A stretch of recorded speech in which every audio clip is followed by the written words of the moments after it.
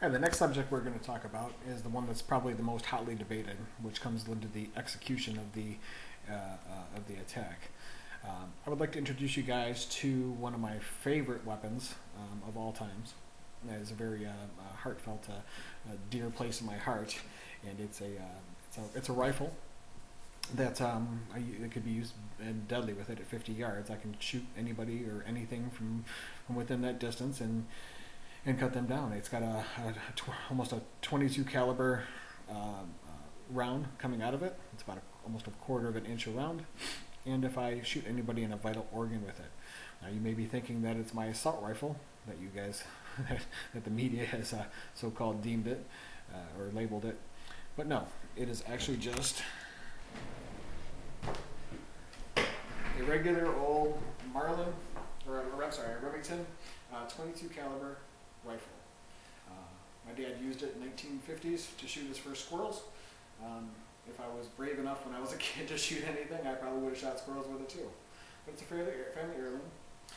The thing I want to show you about this though is that it has a bolt action here, and you put the rounds in here, and when you pull the trigger after it's loaded, once, one bullet comes out. You pull it again, another bullet comes out. You keep repeating this, and it becomes a semi-automatic weapon. I don't have to chamber or load anything to do it. This is just a squirrel rifle. This is what it was designed for. This is what it does. Okay? I can be just as deadly with this. It's the same size round as I can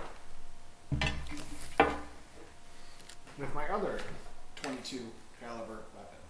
This is a 223 AR-15. This was the rifle that the idiot in Connecticut used during his assault, from what I'm told. It's the same thing. I put the magazine in here, I load it up, I pull the trigger once, one bullet comes out. Again, another bullet comes out. Again and again and again, until I'm out of ammunition, in which case I have to reload just like any other weapon. If I don't, if this gun is fired, this actually is a little bit less accurate than my Remington, by the way.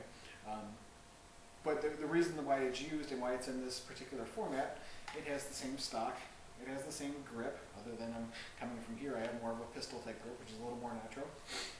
But I hold it and I operate it just the same. Pull, pull, pull, look down the sights, and it becomes a rifle just like any other rifle in the world. So to deem this an assault rifle is really a misnomer. This style of weapon, this M16 type style, was developed for the military for its lightweight. It's a little bit more comfortable to shoot than because of the pistol grip. But other than that, it's the same exact thing. The rounds that we use in there are lighter than most rounds that we've used before in the past. It's a 5.56 or 223 caliber round. It's very light, not a whole lot of stopping power, but it makes it light. So we're going to talk about the term assault rifle right now. So assault is not a rifle. Assault is an act in your mind, or it's a plan.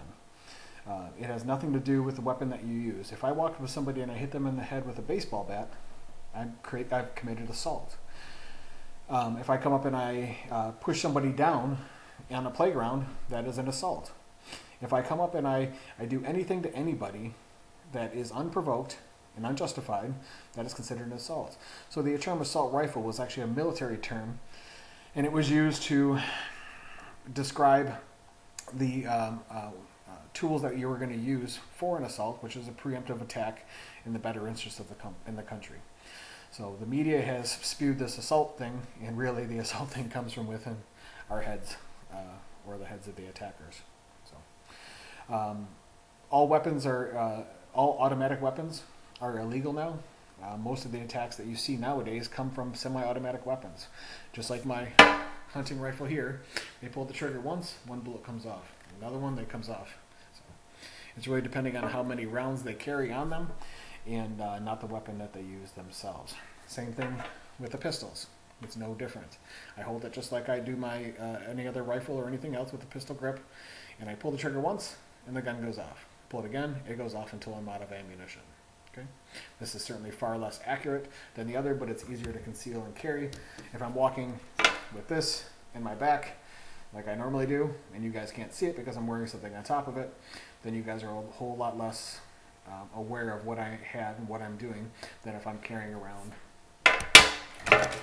a rifle. Okay, but they have so to understand that the term assault rifle and assault ban and all of these other things is really just a misnomer. It's a fear tactic led by the people that are anti-gun, and I will leave the politics out of that. But just know that the only thing that you're going to do to stop an attacker with one of these, one of these,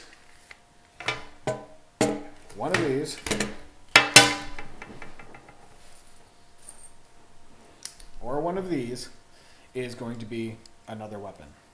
Okay? There's nothing I'm going to do that's going to make me impervious to the bullets coming out from any of these or the blade from this particular knife. Okay?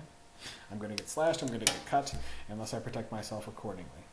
There are over 200 million firearms in this country. If we got rid of them all, people would be beating each other in the heads with bats. Hitler used gas. Manson used a combination of guns, knives, ropes, and kicking people to death. And John Wayne Gacy dressed up as a clown to lure kids in and kill them with his bare hands. Jeffrey Dahmer used his teeth. So don't let the fear of having a weapon or a firearm, deter you from the thinking of your cause and how you're going to survive attack. Every single one of these weapons has a drawback.